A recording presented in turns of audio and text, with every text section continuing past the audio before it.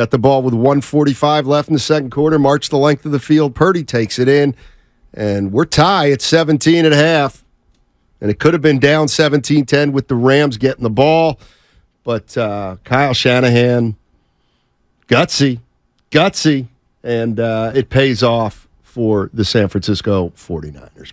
No doubt. And again, Brock Purdy is undefeated in any game that he started and finished upright. So that's a hell of a stat for him. But the bottom line is, we talked about it before the season kicked off, can the San Francisco 49ers, because they're so loaded, can they get home field advantage? And that's what it's about, Steiny, stacking wins. And again, I know this is not college, but I'm kind of I have them so high, ranked so high. They were number one in my power rankings that I didn't expect the Rams to even keep it remotely close. So shame on me, and it'll be interesting to see how they follow up this performance Thursday.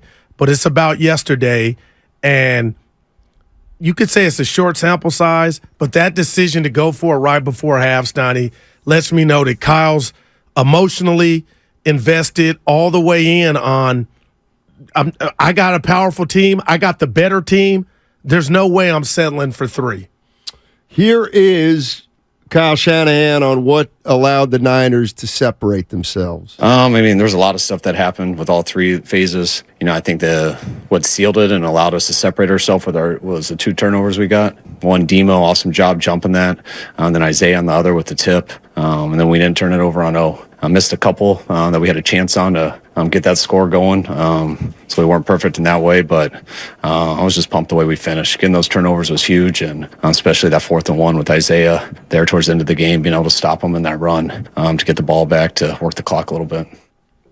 Kyle Shanahan after the victory yesterday over the L.A. Rams. And Kyle will meet the media again today, like he always does on a Monday. We'll turn around some of that sound later on in the show. Wasn't worried too much about the Niners. Seen them throwing short with our DBs playing soft, but was confident Wilks would adjust at halftime, and the second half of the game would determine the winner, and that's exactly what. Let me read this to you, 650. Can y'all talk a little bit about why Wilks started Lenore at nickel and Thomas at cornerback? Again, obviously they adjusted it, but why start like that twice?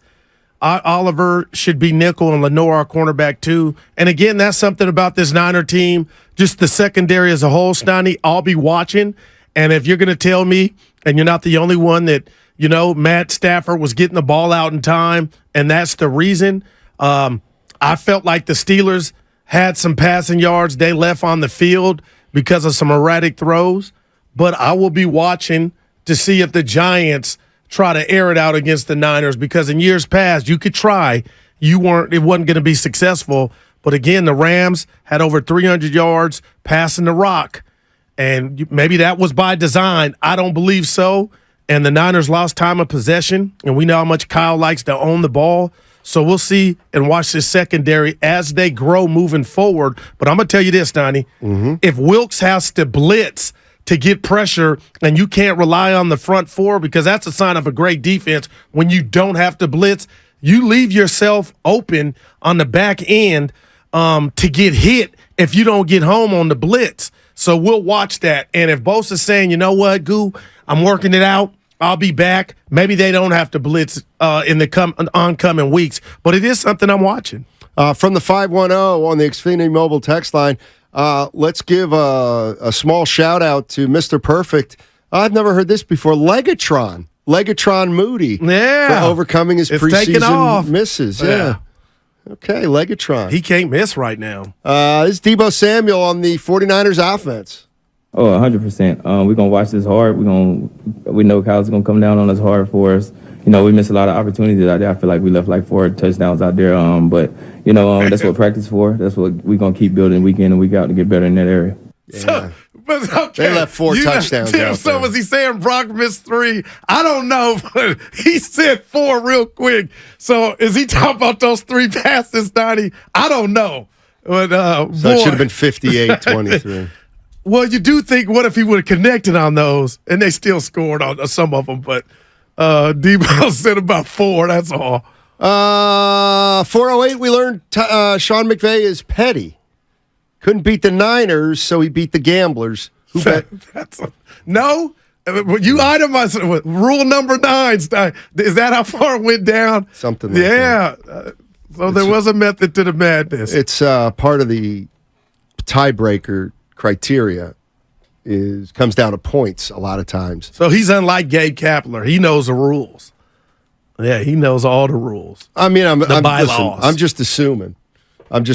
That's what he was thinking. But it was you 30, read it. 20. It's in there. It matters. If it came down to that. No doubt about it. Let's hope that's it. Because investigation. Let's go to Sufi. Sufi's in Stockton. Hey, what's going on? Hey guys, Hey. it's a great win back in Levi South, but I had a question about reducing the load on some of our star players. I was thinking like a player like Kyle Juszczyk has been underutilized so far this season. Getting him into the passing game can probably get some of our players like McCaffrey a rest. Well, McCaffrey only touched it 23 times total yesterday between the rushes and receptions. And there were a lot of people on X, formerly Twitter, mad at Kyle that they weren't featuring McCaffrey enough at the end. That thought didn't cross my mind at all. You? So let me get this straight. Like they wanted more McCaffrey at the end. In week 1, everybody got mad because he played too long. Okay, and now in week 2, everybody's mad because he didn't play enough or get the ball. Well, the game was a blowout week 1. 23 touches. Yeah, that's a lot. I know it is. I think it also might be because someone like Elijah Mitchell or Jordan Mason didn't touch the ball at all. Like, he was the only running back Mitchell who was ran a healthy the ball. scratch. Or he was healthy, but he didn't play. Yeah, exactly. Elijah Mitchell. Yeah, exactly.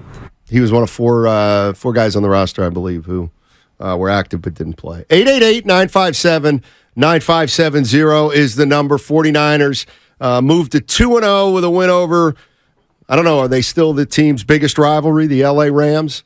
And they win at 30-23. The Giants come into Levi Stadium for the home opener on Thursday, 5-1-0. You know what? Hell, I'm a big fan of you guys. Can you please tell me why our defensive coordinator is not on the field with the other coaches? No, we talked about that with Cam Inman. I guess certain D coordinators have their preferences, and he likes to be up in the booth. And to his credit, Steiny, he made adjustments, and they worked. No doubt about it. It is Monster Monday, brought to you by First 5 California. To learn 4 things you can do to overcome toxic stress, go to first5california.com. Steiny and Guru with you, and we're talking about the 49ers.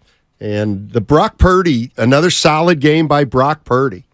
I think that's a game that you look at and say, well, he didn't win it for us, but he certainly didn't lose it for us. He made no egregious errors. And look, that's half the battle with the 49ers. They're talented enough that if you don't hurt yourself at the quarterback position, you're going to give yourself a chance to win. And Purdy's been he's just been terrific now for 10 games in the NFL. No doubt. I mean, it's actually incredible. If we put everything out there just about how they got him, where they got him, but we've heard that a million times. But the bottom line is, all I can say bad or remotely non-flattering about yesterday's performance from him, Stein, is he left some yards on the field. But other than that, I talked about it. They got the ball. What did he do? 6 of 6, leads his team down there to the end zone, and missed a couple throws. But other than that, like you said, another win. Brandon Ayuk, we'll find out about his shoulder, see if he can go on Thursday. He was hurt early in that game against the Rams. To me, the 2 big plays, and what do you think they were, 49er fans, at 888-957-9570? To me, it's Purdy's quarterback sneak, and then the 49ers intercepting the Rams on a just flat-out drop by Williams. No doubt. That kind of changed the complexion of the game in the second half. But the 49ers win a solid game. 888-957-9570. 510, that was probably the worst game Purdy's ever played. And it was 0 turnovers and 30 points. So far. I guess I just don't like he did not play badly.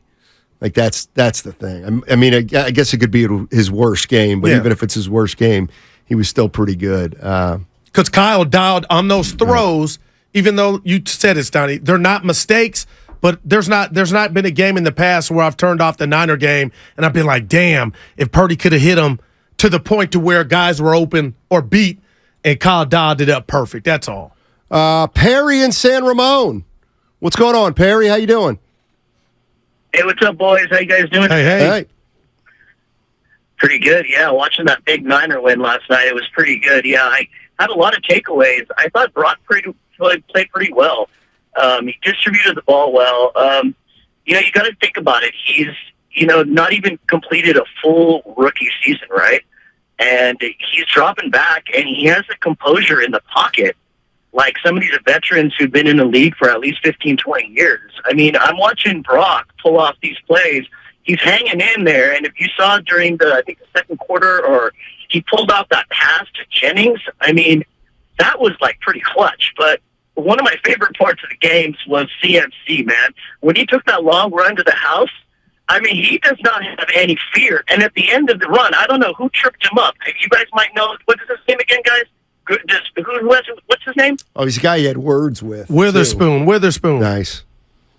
Yeah, Witherspoon tripped him up, but then CMC put a stiff arm right to the next dude's face, and he was going straight at him. And when he popped up, man, listen, that dude had something to say, but I started laughing and chuckling so hard when CMC started throwing back right in his head. And then he said the B word, and they kept showing that over and over. Oh, man, that must have been one of the highlights of the game. But, I mean, when you put Debo out there, and it's not just Debo, it's a Debo machine. But we've got to be careful on the utilization. And I think the way that Kyle is setting up the play calls, distributing the ball, and with Brock not having the fear and stepping up in the pocket and just drilling it. I mean, Kyle was on point when he said he's letting it loose. He's letting it rip. And he's letting it rip in the games. So I know that we can, take 2 steps back and Monday morning quarterback, and, we all peel back and reflect, right? I mean, if that's the best part of looking backwards, is reflect, and then we can progress forward. But if I look at Brock Purdy, yeah, I think you guys are right. Maybe he didn't have his greatest game in the world, but he didn't throw an interception. Yep. He didn't fumble the ball. He actually made some pretty good decisions on that at the end of the game, towards the end of the I forget when it was exactly, when he threw the ball out of bounds, but then the next play, it was the first half, right? And then QB sneaked it in. Oh, yeah, that was the big play of the game right there at the end of the first half. Appreciate the call. So was he saying Debo, who rushed it 5 times, Steiny, and caught 6 passes, targeted 9 times, is he saying that was overuse for Debo? Because that's just a walk in the park for the old Debo model. Everybody's worried about workload with the Niners. I've already seen Debo's workload in Pittsburgh was kind of non-existent. Wasn't much. Well, there's only going to be one guy who gets a consistent workload, and that's McCaffrey. Probably. 559 wasn't worried too much about the Niners. Saw them throwing short with our DBs, playing soft, but was confident we'll adjust, no doubt about it. Yeah, by the way, McCaffrey didn't take it to the house on that long run. Took it to the doorstep. Yeah. Took it to the welcome mat. Yeah. Second week in a row, he almost took it to the house. Yeah. You tried to wait for another blocker like he did last week, too. But you love emotion. That's what they call it. You love barking. That's why I love me some T.O.'s, Steiny. He always let it out. Apparently he's still letting it out. Well, that's a 4. Draymond Green. You love that stuff. You love fire, man. People don't like boring. Oh, here's the ball, ref. People like fire. And McCaffrey has it. Brock Purdy has it. This Niner, Kyle has it.